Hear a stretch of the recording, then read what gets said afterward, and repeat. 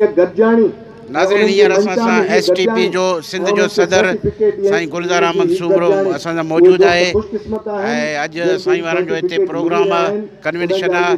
जंहिं ताज़ो जेको डॉक्टर कादिर मक्सी कराची जो दौरो कयो उन हिसाब सां पंहिंजे कारकुननि खे जेको आहे सो एवॉर्ड ॾियण जो हिकिड़ो तक़रीब आहे ऐं वधीक इन में कहिड़ा प्रोग्राम आहिनि उन जी मौज़ू ते वधीक साईं सां थोरो ॻाल्हाईंदासीं। साईं अॼोके प्रोग्राम जे बारे में साईं हाणे अॼु इहो असांजो जेको प्रोग्राम आहे कराचीअ में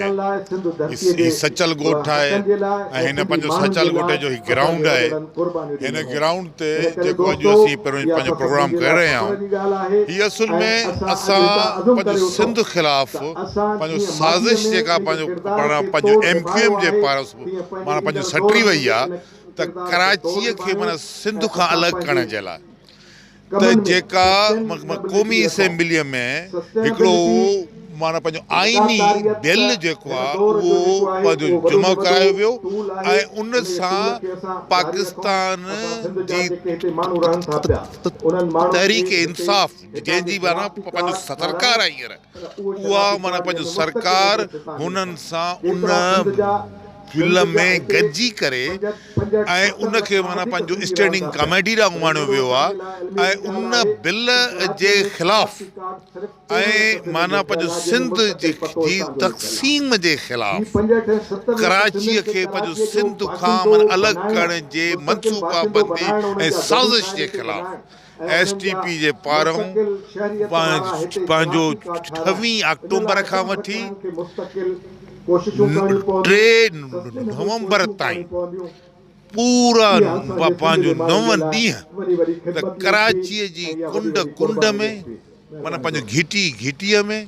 हर इलाइक़े में STP जो माना पंहिंजो अमन मार्च क़ाइमु करण जो माना पंहिंजो फ़ैसिलो कयो वियो ऐं पार्टीअ जे इन पंहिंजो फ़ैसिले जे खे लबे कंदे पार्टीअ जे कारकुननि तमामु घणे अंदाज़ में तमामु घणे तइदाद में उन अमन मार्च में माना पंहिंजी शिरकत कई त उन में शरीक थींदड़ त जेके उहे क़ौमी कारकुन STP जा कारकुन उन्हनि खे ख़िराज तहसीन पेश करण जे लाइ ऐं उन्हनि खे जे माना पंहिंजो एज़ाज़ में उन्हनि जी मुंता कंदे उन्हनि खे असां जेको आहे सो हिकिड़ो माना पंहिंजो एज़ाज़ ॾियण जे लाइ अॼु ही माना पंहिंजो ऐमान कयो वियो आहे ही माना पंहिंजो एतमाम कयो वियो आहे त माना पंहिंजो माना इन एतमाम जे करे अॼु माना डॉक्टर कादिर मक्सीअ जी पंहिंजो सदारत में हीअ शाम थी रही आहे, हीअ प्रोग्राम थी रहियो आहे, हीअ तक़रीब थी रही आहे। इन तक़रीब में STP जा कारकुननि सां गॾोगॾु माना पंहिंजी सिंध जा